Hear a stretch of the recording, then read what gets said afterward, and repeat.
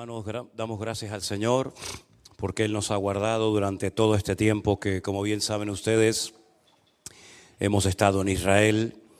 El sueño de poder llevar a mi familia a Israel por fin se cumplió en los primeros días de enero.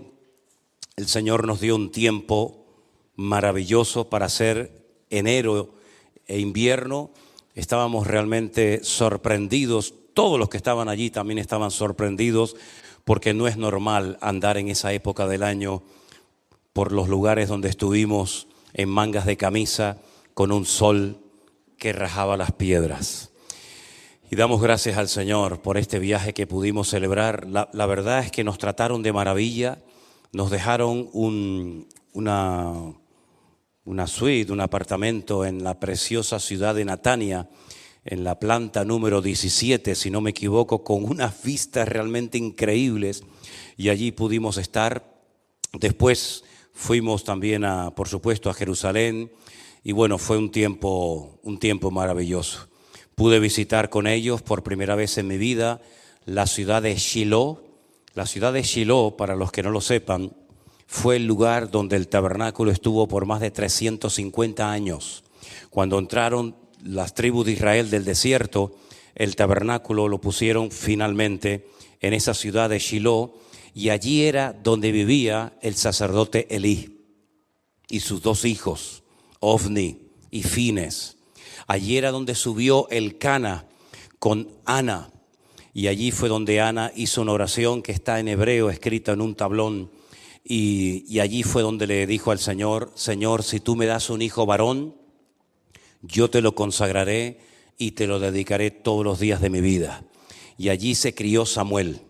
Y la verdad es que es un sitio tremendo. En Samaria tuvimos que atravesar algunos territorios muy interesantes, y allí estuvimos, y fue un tiempo maravilloso el que el Señor nos dio.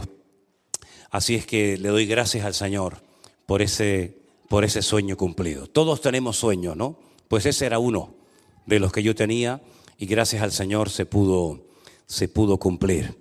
Nosotros después quedamos, y ellos volvieron y estuvieron unos días en casa de nuestra hermana Carmen Cruz, que está aquí esta noche con nosotros, y en casa de Maxi. Y yo no sé lo que le habéis hecho a Miriam, pero ella me decía esta mañana cuánto echo de menos los desayunos que prepara Maxi. Digo, bueno, conmigo lo llevas claro, porque como yo no desayuno, sino que lo mío es un cortadito y a la calle.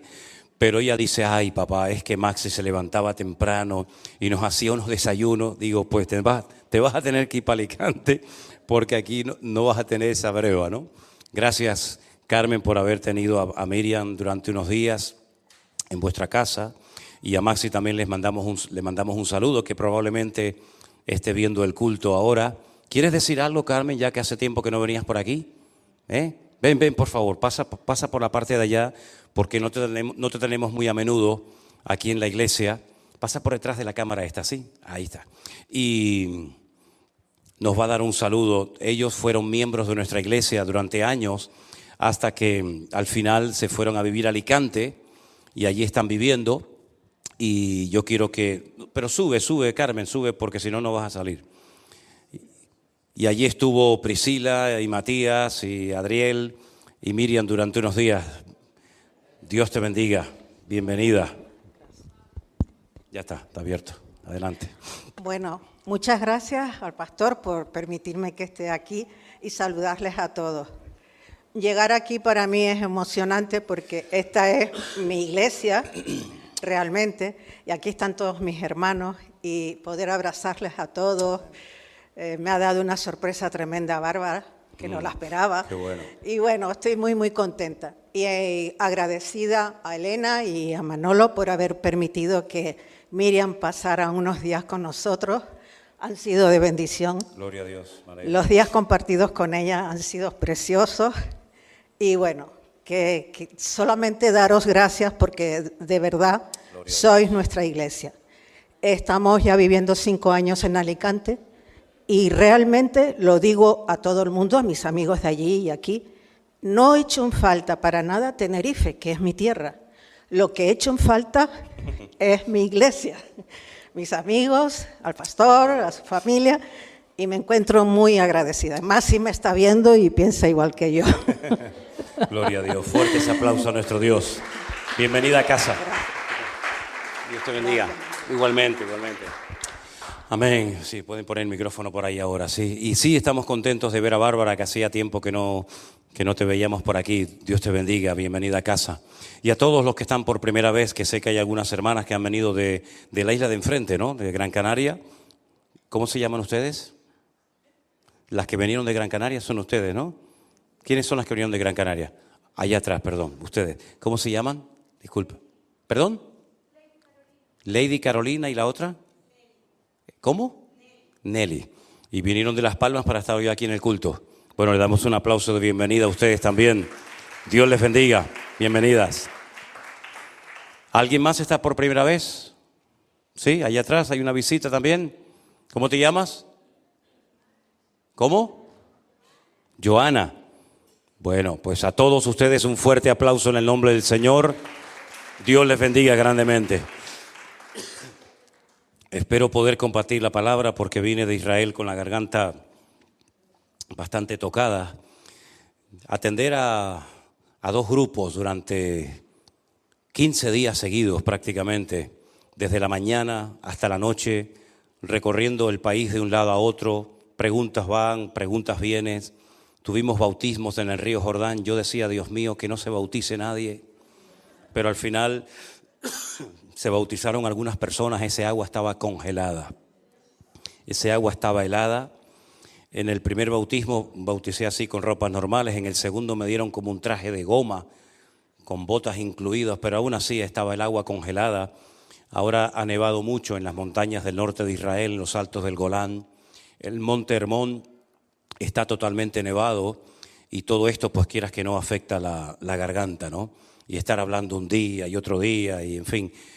Pero bueno, aquí estamos, gracias al Señor, con Elena, con Priscila, con Miriam, con Matías y con el chiquitín de la casa que se portó de verdad como un campeón en este viaje que hicimos a Israel. Decíamos, a ver cómo se porta este.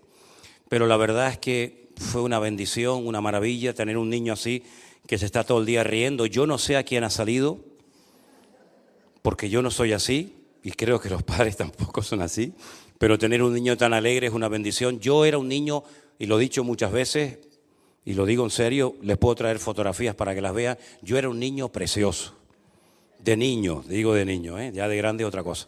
Pero de niño era muy bonito, era precioso, gordito, pero el más antipático del mundo.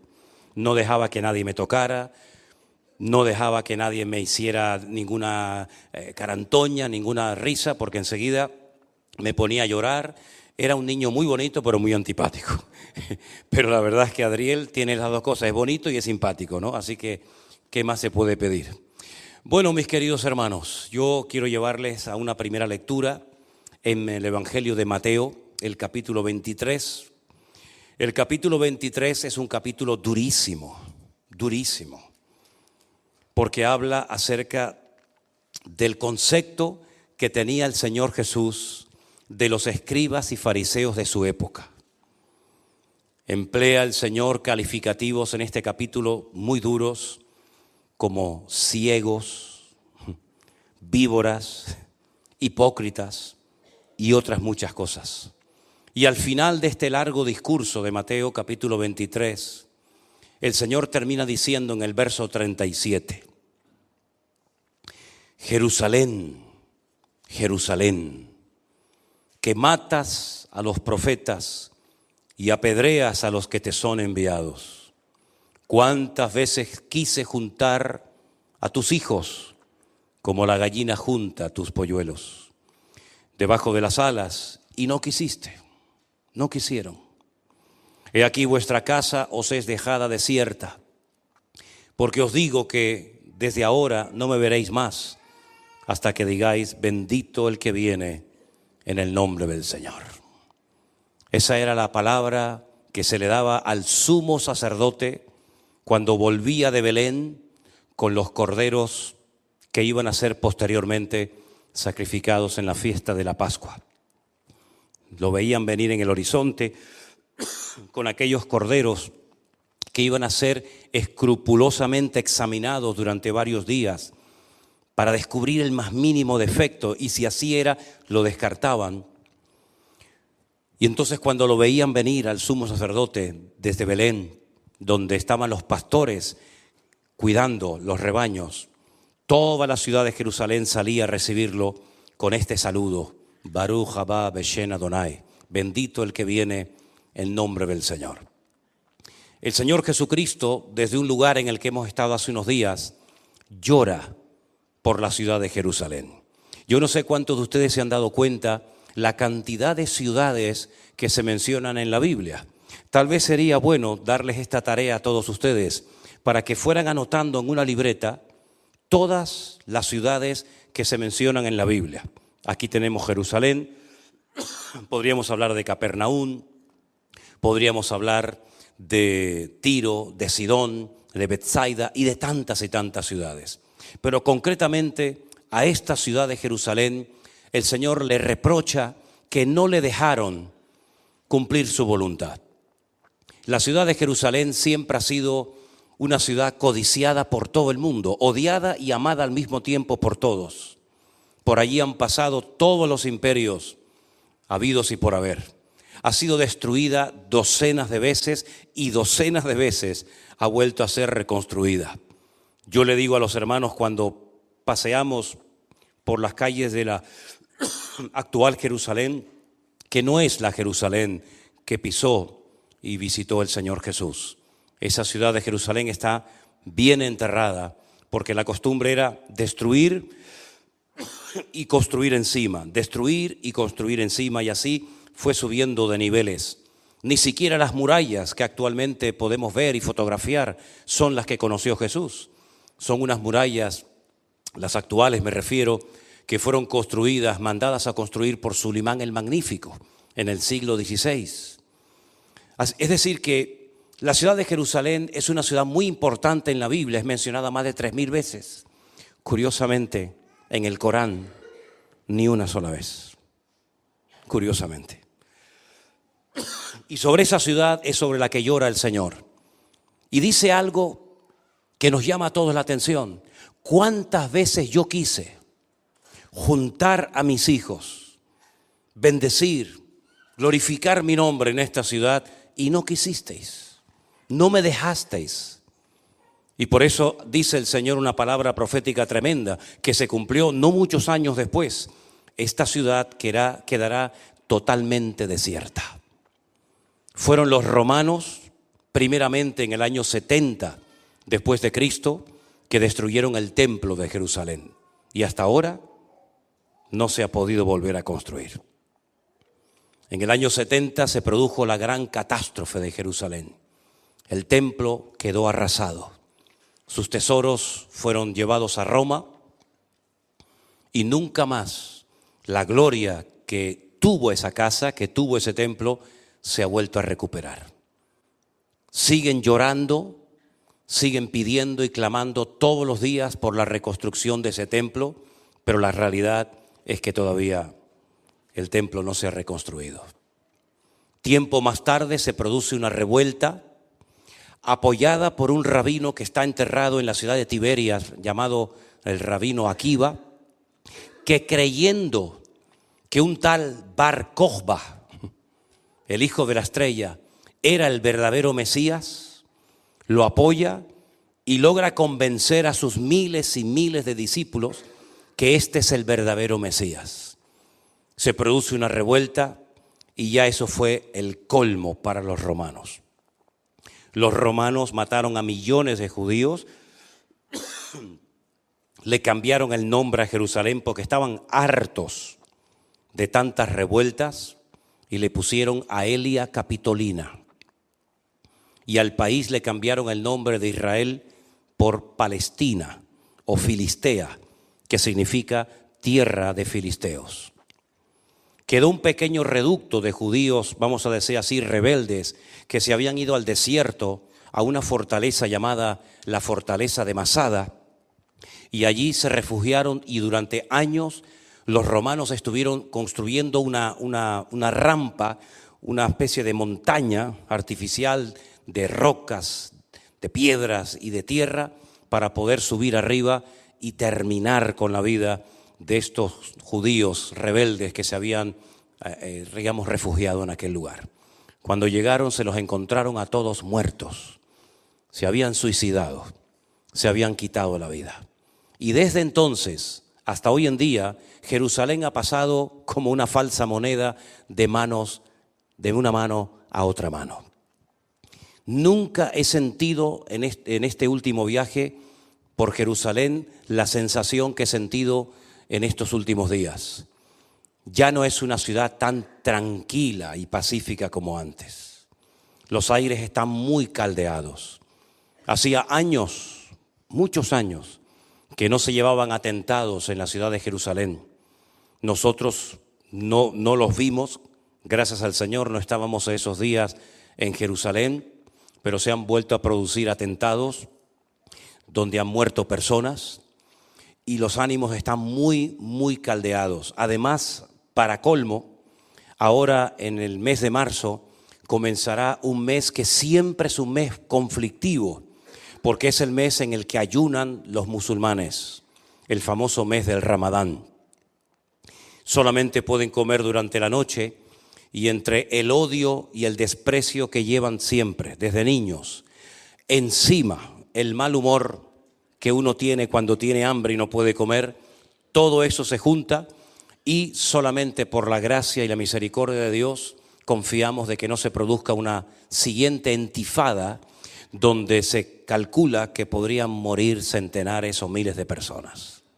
Así que les pido oración para que este próximo mes de marzo y abril, pues el Señor guarde a su pueblo, y dice la Biblia que tenemos que orar por la paz de Jerusalén, la ciudad del gran rey, la única ciudad del mundo que la Biblia le da 70 nombres diferentes. Yo no me los sé todos, porque no me he propuesto estudiármelos, pero les puedo asegurar que hay 70 nombres diferentes. Esto no pasa con ninguna ciudad del mundo. 70 nombres diferentes para dirigirse a la misma ciudad. Por supuesto, la más conocida, Jerusalén. Pero lo que está bien claro es que el Señor Jesucristo lloró por esta ciudad. Lloró por esta ciudad porque veía su rebeldía, veía su dureza de corazón. No nos olvidemos que fue en esta ciudad donde el Señor Jesucristo fue crucificado, en el monte de la Calavera. No nos olvidemos que después de la resurrección, los judíos, en vez de reconocer, me refiero a las autoridades religiosas, en vez de reconocer que se habían equivocado, crucificando y matando al verdadero Mesías, al verlo resucitado, pues tenían que haberse dado cuenta de que se equivocaron, pero fue todo lo contrario. La Biblia dice que sobornaron a los soldados romanos para que dijeran que sus discípulos habían venido de noche y robaron el cuerpo y se lo llevaron y le hicieron creer a la gente que su maestro había resucitado. Dice, y este dicho se sigue diciendo y creyendo hasta el día de hoy. Jerusalén e Israel se sigue resistiendo a aceptar a Jesús como el Señor y Salvador personal de sus vidas. Es verdad que hay iglesias, es verdad que hay hermanos nuestros en Cristo, pero la gran mayoría de la ciudad y del país rechazan por completo al Señor Jesús. Yo creo que si el Señor Jesús se pusiera en el mismo monte de los Olivos donde hizo esta declaración, volvería otra vez a llorar. Jerusalén, Jerusalén, que matas a los profetas y apedreas a los que te son enviados. Siguen todavía encerrados en sus costumbres, en sus tradiciones, en sus religiones, en sus mandamientos de hombres y no quieren dar su brazo a torcer. Por eso lo que se avecina en el horizonte va a ser tremendo. Porque es verdad que el pueblo de Israel es un pueblo que ha sufrido muchísimo, muchísimo. Yo creo que es uno de los pueblos que más ha sufrido a lo largo de la historia. Por supuesto, hay otros pueblos que también han sufrido. Pero con todo lo que han padecido, yo creo que ya tenían que estar más blandos sus corazones para recibir a Jesús como el verdadero Mesías. Pues no se ha producido ese milagro, sino que siguen rechazándolo. Incluso hay judíos que se dedican a perseguir a cristianos y a esperarlos en las puertas de las congregaciones para insultarlos. Y le intentan complicar la vida de todas las maneras habidas y por haber. Y no solamente eso, sino que en Israel está prohibido por ley hacer evangelismo. Usted no puede salir por las calles a predicar el evangelio. Bueno, si lo hace, ya sabe, aténgase a las consecuencias. Usted puede terminar en la cárcel, es un delito. No pueden ir evangelistas, no pueden ir pastores, no pueden ir misioneros a Israel a hacer evangelismo porque está totalmente prohibido. Fíjense lo paradójico que les voy a contar ahora, que hay en Jerusalén una universidad enorme financiada por los mormones. Ustedes saben que los mormones son estos muchachos que van vestidos de blanco y se dedican pues a evangelizar y a tratar de alcanzar a gente para su causa. Bueno, Israel les permitió construir una universidad gigantesca que costó millones de dólares con la condición de que tenían que comprometerse por escrito a no evangelizar, porque está totalmente prohibido evangelizar en Israel. La pregunta es entonces, ¿y cómo hacen los hermanos cristianos de allí? Bueno, con su testimonio personal, esperando que alguien te haga una pregunta, entonces lógicamente sí les puedes responder. Pero eso de salir por la calle, a repartir folletos, a evangelizar, todavía sigue Jerusalén cerrada a Cristo y al evangelio. ¿Creen ustedes que el Señor está contento con esta actitud? Todo lo contrario. Ahora, no solamente eso, sino que el Señor les dice en el verso 38, he aquí, vuestra casa os es dejada desierta. ¿A qué casa se estaba refiriendo el Señor concretamente? Porque ya ha hablado de lo que le va a pasar a Jerusalén, pero cuando habla de la casa, para el judío la casa más importante de la ciudad era sin lugar a dudas la casa de Dios, el templo de Jerusalén. Y es curioso que cuando el Señor Jesucristo salió del templo y se iba, dice en el versículo 1 del capítulo 24, que sus discípulos se le acercaron para mostrarle los edificios del templo. Es decir, de la casa de Dios. Es decir, les acabo de decir que esta casa va a quedar desierta, pero ellos no son conscientes de lo que acaban de oír y le dicen al Señor, Señor, fíjate qué templo tan hermoso tenemos. Mira qué dependencias, mira el oro, mira qué decoración. Y el Señor les dice, ¿veis todo esto? Verso 2. De cierto os digo que no quedará aquí piedra sobre piedra que no sea derribada. Claro, decirle a un judío, con lo orgulloso que estaban de su templo, que ese templo va a ser destruido, que va a ser totalmente arrasado al punto que no va a quedar piedra sobre piedra, les tuvo que sacudir el alma de una forma tremenda. Ellos no daban crédito a lo que les acaba de decir el maestro, porque ellos saben que el Señor no está bromeando. Ellos saben que el Señor cada vez que habla, lo que habla se cumple. Y si les está diciendo que el templo va a ser destruido, ellos no daban crédito a lo que acababan de escuchar del Señor. Por eso dice en el versículo 3, y es bonito leer esta porción en Jerusalén, porque cuando uno lee esto, parece que todo se da en el mismo lugar, pero no es así. Imagínense que aquí al lado, a la mano derecha tenemos el monte Moriah con su templo. A mano izquierda tenemos el monte de los Olivos y en medio hay un barranco, un torrente que se llama el torrente del Cedrón, que lleva un tiempo bajarlo y subirlo, por lo menos en aquella época, y entrar al huerto de Getsemaní, que está en el monte de los Olivos. Y lo que el Señor les ha dicho, se lo ha dicho arriba en el monte, en la explanada del templo. Pero la pregunta se la hacen al otro lado del torrente. Es decir, que fueron pensando y cavilando en sus corazones y dándole vueltas diciendo, ¿habéis oído lo que ha dicho el maestro? No puede ser, que nos van a destruir el templo. Pero ¿cómo es posible que nos vayan a destruir el templo? Los judíos no pueden construir templos en todas partes del mundo. Si así fuera, tendrían millones. El templo solamente podía estar en el monte Moriah de Jerusalén y ahora el único que tenemos nos lo van a destruir. ¿Pero cómo puede ser esto? Y entonces le dicen los discípulos, versículo 3, dinos, ¿cuándo serán estas cosas y qué señal habrá de tu venida y del fin del siglo? La catástrofe que se avecina en el horizonte creó un pánico y un miedo en el corazón de los discípulos que ellos querían tener respuestas. ¿cuándo va a ser esto que acabas de decir? ¿Cuáles son las señales que van a preceder esa destrucción? ¿Qué es lo que va a ocurrir en los postreros días? Y gracias al Señor, lo he dicho en otras ocasiones, que los discípulos le hicieron esta pregunta al Señor, porque si no le hubieran preguntado esto al Señor, nos hubiéramos perdido toda la explicación que el Señor da en el capítulo 24 del Evangelio según San Mateo. Si pueden esta noche mismo, léanse todo el capítulo.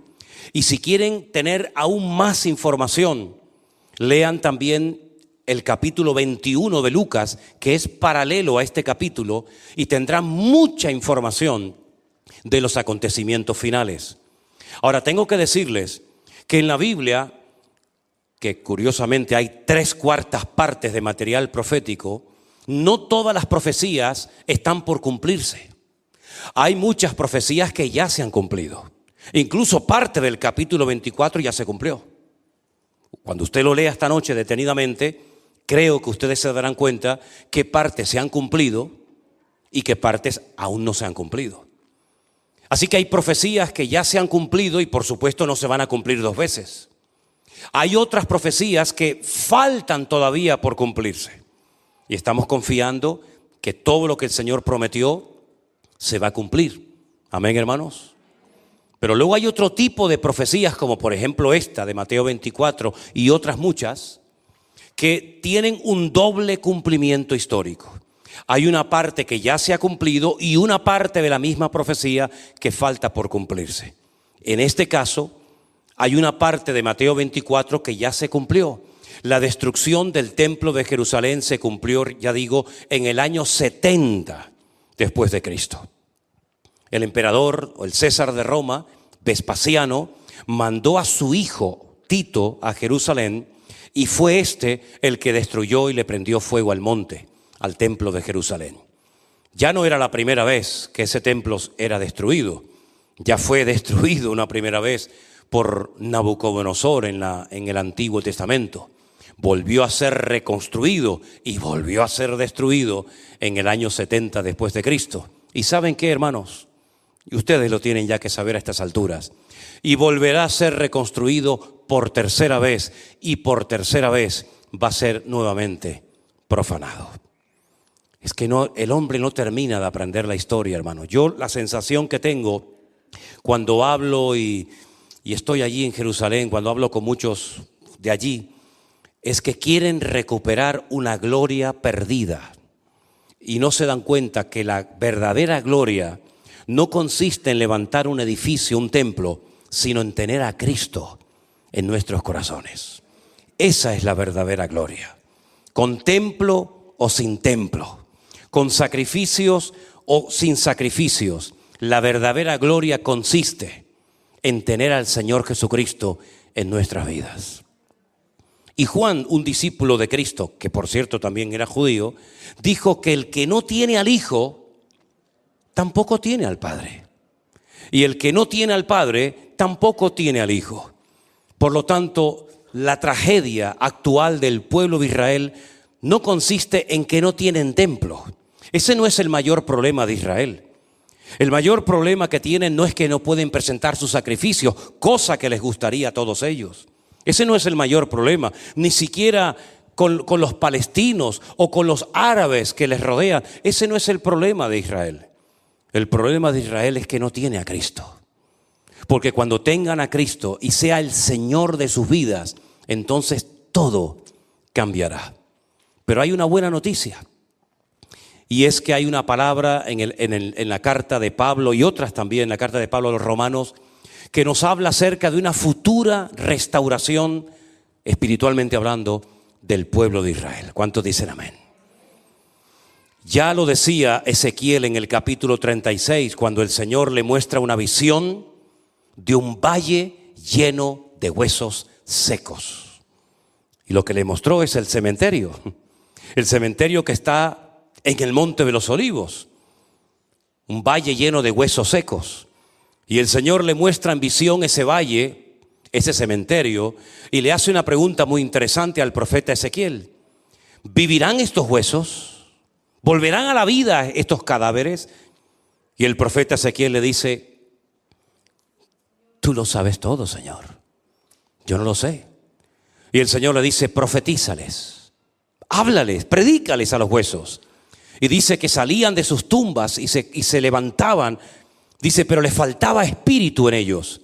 Y entonces le dice el Señor por segunda vez, dile que entre espíritu en ellos. Y dice que entró el Espíritu de Dios en esos huesos secos y se convirtieron en un ejército tremendamente numeroso. Al final del capítulo, al final de la visión, el Señor le dice a Ezequiel, te voy a decir lo que esto significa. En los postreros días, mi pueblo será restaurado de una forma natural, como nación, como pueblo, y de una forma espiritual.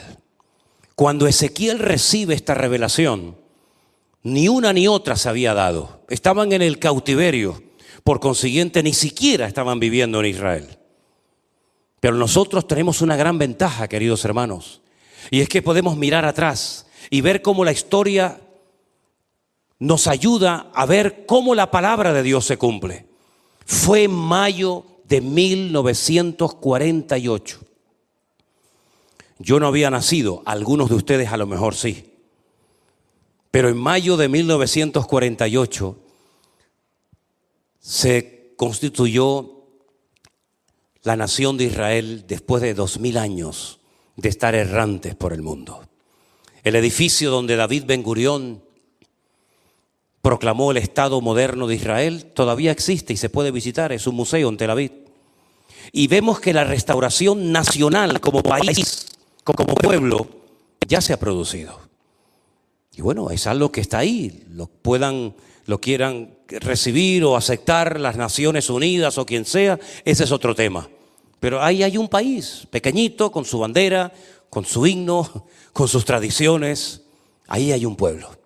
Pero espiritualmente hablando, todavía esa restauración no se ha producido, porque todavía el Señor llora sobre Jerusalén, porque todavía Israel se resiste a arrepentirse de sus pecados y a recibir y a proclamar a Cristo como su Mesías verdadero. Es una tragedia ver cómo todavía siguen creyendo que aquel famoso rabino llamado Lubavitch, que hay póster y fotografías de él por todo el país, era el verdadero Mesías. Y lo estaban esperando con banderas y con pancartas. Y se había proclamado en radio, en televisión y en todas partes que el Mesías viene, el Mesías viene.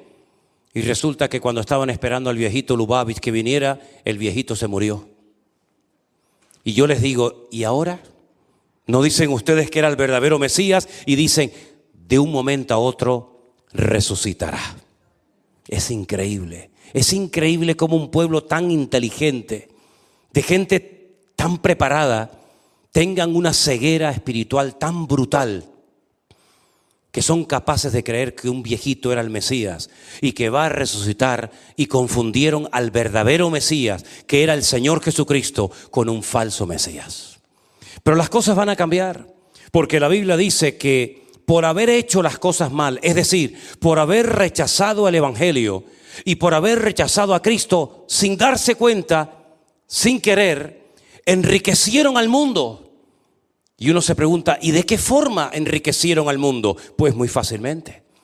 Uno de esos judíos fanáticos, cerrados, fariseos hasta la médula, se convirtió al cristianismo, se convirtió a Cristo, cambió de vida y se dio cuenta de que el evangelio no podía quedar encerrado en las sinagogas de Israel, que tenía que ser predicado la palabra en todas las naciones de la tierra.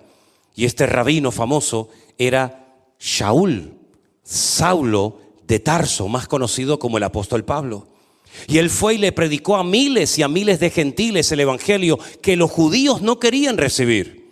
Y entonces, inspirado por el Espíritu Santo, cuando le escribe la carta a los habitantes, a los miembros de la iglesia de Roma, les dice: si la transgresión de Israel enriqueció al mundo hasta el punto que miles y miles y miles de gentiles se han convertido, ¿cuánto más será su plena restauración? Y él habla de un olivo, es como una especie de metáfora, un olivo que era Israel, un árbol que está en todas partes en Israel. El apóstol Pablo dice que Dios le arrancó las ramas al olivo verdadero e injertó ramas de olivo silvestre. Una locura, un disparate. Y ese injerto se produjo cuando los gentiles abrazaron el evangelio y recibieron a Cristo como su Señor y Salvador personal. Y les dice Pablo a los gentiles: no se ensoberbezcan, no le den lugar al orgullo, menospreciando a los judíos, porque Dios es poderoso para volverlos a injertar. Y que sepan que no son ustedes los que alimentan a la raíz, sino la raíz la que les alimenta a ustedes. Y él habla de una restauración espiritual futura que se llevará a cabo en el pueblo de Israel. Incluso dice algo que algunos teólogos los dejó con la boca abierta y no dan crédito a esas palabras. Dice: ¿esto qué significa cuando dice y todo Israel será salvo? ¿Cuántos dicen amén? Tremendo. ¿Es acaso imposible para Dios convertir a un país entero? ¿Podrá Dios convertir a todo un país? ¿Sí o no? Bueno, ya lo hizo a través de Jonás, convirtiendo a toda una ciudad de paganos y de incrédulos, como eran los ninivitas. ¿Cuánto más el Señor hará con su pueblo? Cuando dice la Biblia, y estuvimos allí en el valle de Meguido, no solamente estuvimos en el monte Carmelo, donde Elías oró y cayó fuego del cielo, y se ve todo el valle de Meguido debajo de nosotros, sino que este año por primera vez tuvimos la oportunidad de ir al otro lado del valle de Meguido, en una montaña que está a las afueras de Nazaret, desde la cual quisieron arrojar a Cristo al vacío. ¿Se acuerdan ustedes que dice que lo echaron de la sinagoga y lo quisieron botar de la montaña abajo? Desde esa montaña hay un paisaje espectacular. Yo nunca en mi vida había visto algo tan hermoso. Y además, con estas últimas lluvias, todo el valle verde, allí se ven tantas cosas de la Biblia. Pues, queridos hermanos, en ese valle dice la Biblia que se llevará a cabo una batalla tremenda. Bueno, dice la Biblia que 100 millones de soldados vendrán a pelear contra Israel. Jamás, nunca Israel ha sido o va a ser atacada de una manera tan brutal, tan despiadada como en la batalla de Armagedón. Tierra, mar y aire. Todas las naciones de la tierra, o muchas naciones de la tierra, por supuesto, si algunos se preguntan, ¿y los chinos estarán allí? No les quepa la menor duda. ¿Y los rusos? Por supuesto, ellos van a la cabeza. Y las naciones de Europa, 100 millones de soldados en ese valle pelearán contra el pueblo de Israel. ¿Qué les parece? Una batalla tremenda, la tercera guerra mundial. Cuando termine la batalla estarán 7 años quemando armamento al fuego. Y durante muchísimos días y meses enterrando cadáveres. Porque habrá una matanza como jamás en la historia lo ha habido. Hasta el punto que dice la Biblia que la sangre llegará a la altura de los frenos de los caballos. Una matanza tremenda. Y es entonces cuando Israel, viendo que está acorralado por todas partes y que ya no tiene esperanza, dice la Biblia que verán al que traspasaron viniendo en las nubes. ¿Qué les parece? Verán al que traspasaron, al Señor Jesús, al que le horadaron las manos, los pies y su collado y su costado. Y lo verán, y dice que harán grande lamentación por él. Y estarán, según Zacarías capítulo 14, semanas y semanas, meses y meses llorando por aquel que rechazaron hace 2000 años y que ahora viene en su ayuda y en su auxilio. Y entonces él es cuando pone sus pies sobre el monte de los olivos, y ese monte, por el poder de su presencia, se partirá en dos, se hará un valle inmenso y aguas subterráneas entrarán en las aguas muertas del mar muerto. Y dice que habrán millones y millones de peces que alegrarán la vida de las gentes. Hermanos queridos, podríamos decir en cierto sentido que lo peor está por venir. Pero también sabemos bíblicamente que lo mejor también está por venir. La pregunta es, ¿y tú y yo qué pintamos en todo este plan profético de Dios? porque el Señor lloró por Jerusalén, como hemos leído en esta noche. Quiero también leer la misma situación, el mismo llanto de Jesús, pero según la versión de Lucas. Porque Lucas también nos dice que Jesús lloró. En el capítulo 13 de Lucas, el verso 34, nos dice así: Jerusalén, Jerusalén, que matas a los profetas y apedreas a los que te son enviados. Parece lo mismo, pero hay una palabra que yo quiero destacar. ¿Cuántas veces quise juntar a tus hijos como la gallina junta sus polluelos debajo de sus alas y no quisiste? Eso es prácticamente igual que nos cuenta Mateo. Pero ahora fíjate lo que dice el verso 35. He aquí, vuestra casa os es dejada desierta, y os digo que no me veréis hasta que llegue el tiempo. Esa frase a mí me llamó la atención. Hasta que llegue el tiempo en el que digáis: bendito el que viene en el nombre del Señor. Sabemos que el tiempo que nosotros vivimos en la actualidad fue inventado por Dios. Dios no es controlado por el tiempo, ni por el espacio, ni por la materia. Dios es atemporal. El tiempo es un invento de Dios. Y nosotros medimos el tiempo, pues tenemos calendarios en semanas, en días, en meses, en años, en siglos, en milenios, en lustros, etcétera, etcétera.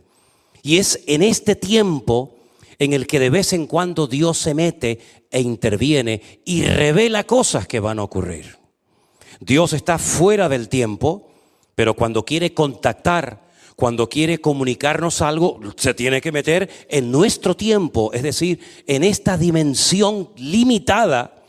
Y todos sabemos perfectamente que estamos limitados. El creyente y el ateo también. No podemos estar con nuestro cuerpo aquí en la iglesia esta noche y al mismo tiempo en otra parte del mundo hablando con una persona. Gracias al Señor, a las redes sociales que nos permiten estar en miles de sitios, pero virtualmente, no presencialmente, ¿verdad? Pero nuestro Dios no es limitado por nada, pero Él le puso tiempo a las generaciones. Él le puso tiempo a la iglesia. Él le puso tiempo a nuestra existencia. Él le puso tiempo a nuestro ministerio. Él le puso tiempo para que una mujer sepa cuándo se aproxima el parto y cuándo le queda todavía un tiempo para seguir esperando mientras la criatura se está formando en su vientre. Todo ha sido diseñado con tiempo y espacio y medida. Y el Señor Jesucristo dice que llegará un tiempo en el que las cosas van a cambiar y la gente va a utilizar aquel saludo que se le daba al sumo sacerdote: bendito el que viene en nombre del Señor. Ahora, la pregunta sería: ¿y cuánto falta para ese tiempo? ¿Cuántos días, semanas, meses o años falta para ese tiempo? Para que Israel caiga rendido y se caigan las escamas de sus ojos y puedan experimentar la restauración espiritual, puesto que ya la natural o la física ya la han vivido. Bueno, nadie puede saber exactamente cuánto tiempo falta. Pero cuando los discípulos le preguntaron al Señor: ¿qué señal habrá de tu venida y del fin del siglo? Entonces es cuando Él da una lista enorme de señales que nos indican cuánto tiempo falta para la restauración del pueblo de Israel y para su venida.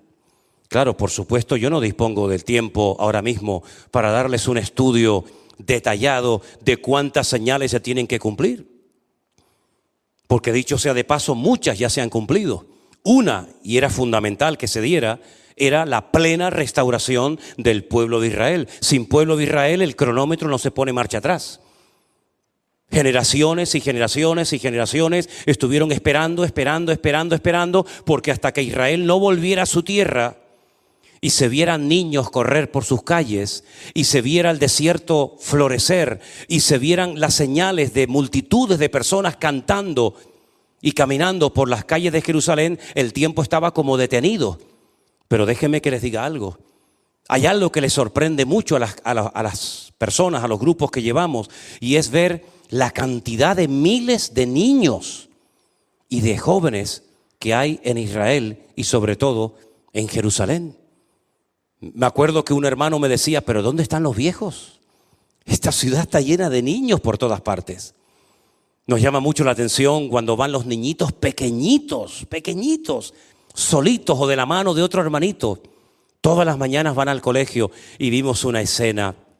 Vimos un día un niño pequeñito que venía totalmente dormido del colegio solito, caminando así como un zombie por la calle porque el pobrecito venía medio dormido. Ahora, lamentablemente, en estos días que hemos estado en Israel, uno de estos locos no se le ocurrió otra cosa que lanzar su coche a toda velocidad contra una parada de guaguas, contra una parada de autobús, y al momento un niño de 6 años perdió la vida. Su papá sigue todavía en coma en el hospital y a los pocos días su otro hermanito, que también estaba en la parada de autobús de guagua esperando que lo llevaran o lo trajeran al colegio, de 8 años, a los pocos días también falleció y perdió la vida, ¿no? Y después cuando vemos esas fotografías decimos, ¿qué se saca con estos atentados que no conducen absolutamente a nada? Cuando el Señor vino a darnos vida y no muerte. Cuando el Señor vino a sacarnos el odio, la venganza, la amargura y el resentimiento de nuestros corazones, y ves a estas personas lanzando sus coches contra paradas de guaguas donde hay niños inocentes porque les han prometido un paraíso que no lo van a conseguir ni antes ni después de hacer semejante disparate. Pero hermanos, solamente os digo algo. Nosotros en este momento podemos tener la completa seguridad, sin la más mínima duda, de que somos la generación más cerca de los acontecimientos finales que ninguna otra generación. Todo está listo y dispuesto para la reconstrucción del tercer templo de Jerusalén, que es una de las grandes señales que va a poner, digamos, en funcionamiento todo el programa profético de nuestro Dios. Ya incluso a alguien se le ha ocurrido la idea, y no ha sentado nada mal en algunos sectores, de que en lo alto del monte Moriah, donde están esas mezquitas y el domo de la roca, hay espacio suficiente para dividir ese territorio, ese lugar, y que los judíos tengan su templo a un lado y que los musulmanes tengan sus mezquitas o sus rezos en otra parte. Bueno, nadie sabe exactamente lo que va a ocurrir, pero lo que sí os puedo asegurar, que nosotros tenemos en la palabra de Dios el respaldo de Dios para que la historia demuestre que nuestro Dios es el que controla los tiempos y las ocasiones. ¿Cuántos dicen amén? Lo que tenemos que hacer es velar y orar para que las cosas que van a ocurrir en breve no nos sorprendan, sino que podamos estar firmes y bien cimentados en la palabra de Dios y en Él, para que nuestra fe no decaiga, porque las cosas en los últimos tiempos serán difíciles. Dice la Biblia que el amor de muchos se enfriará, mas el que persevere hasta el fin, ese será salvo. ¿Tú quieres ser de los que se enfrían o quieres ser mejor de los que perseveran hasta el fin para recibir la bendición de Dios? Amén. Cierra tus ojos en esta tarde y ahí donde estás, dile: Señor, haz en mi vida lo que tú quieras. No te dejaron hacer lo que tú querías en Jerusalén, pero yo en mi vida te dejo hacer lo que tú quieras, Señor. Cámbiame, transfórmame, moldéame, Señor, como el barro en las manos del alfarero. Quita y arranca de mi vida todo lo que no te agrada, todo lo que no te glorifica a ti, Señor. Y oramos en esta noche, Padre, unánimemente, para que en el nombre de Jesús tú traigas un gran despertar espiritual a ese pueblo, a esa nación. Que abran sus corazones y sus ojos para que te vean a ti, Señor Jesús. Tú viniste para darnos vida y vida en abundancia. Y gracias porque nosotros que te hemos recibido y te seguimos y te obedecemos, experimentamos todos los días de nuestra vida tu presencia, tu amor. Pero queremos compartir esta bendición con todas las personas que nos rodean. Sabemos que vivimos en un mundo, Señor, de gente enferma, de gente vacía, de gente desesperada. Danos la oportunidad, Señor, cada día de reflejar tu amor a través de nuestras vidas. Permítenos, Señor, ser ganadores de almas y esforzarnos, Señor, para llevar esperanza y libertad a las vidas. Te pido, Señor, que tu iglesia sea un instrumento útil en tus manos.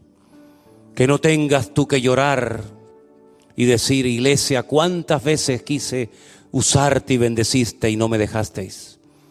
Señor, hoy nos rendimos, nos postramos delante de ti y te decimos, heme aquí, envíame a mí, Señor. Si el anhelo de tu alma y de tu corazón, mi querido hermano, en esta tarde es honrar y servir a tu Dios, ponte de pie ahí donde estás y dile al Señor, Señor, aquí estoy delante de tu altar. Y los que están en sus hogares, los que están en esos sitios donde están viendo en directo este mensaje, este culto, póngase usted también ahí de pie y con sus manos levantadas, dígale al Señor, Señor, abro mi corazón completamente a ti, para que tú me uses, Señor, y a través de mi vida miles, millones puedan llegar a conocerte. Señor, usa mi boca, usa mis recursos, usa mi vida para llevar el mensaje de esperanza y de salvación a las vidas, Señor. Sacude nuestras vidas, Señor, y despiértanos a la realidad de que el mundo sin Cristo perece, que no hay esperanza fuera de ti, que no hay salvación fuera de ti, que solamente en Cristo se llena el vacío de las almas de los seres humanos y que el único que puede traer salvación y vida eterna eres tú, mi amado Señor. Aleluya. Gloria a tu nombre, Señor. Gracias por tu palabra viva, eficaz, que nos motiva, que nos impulsa, que nos alienta a seguir adelante en el camino. Renueva tú nuestras fuerzas, Padre Santo, para que podamos cumplir con la misión que tú has puesto sobre nuestros hombros. Bendito sea Dios.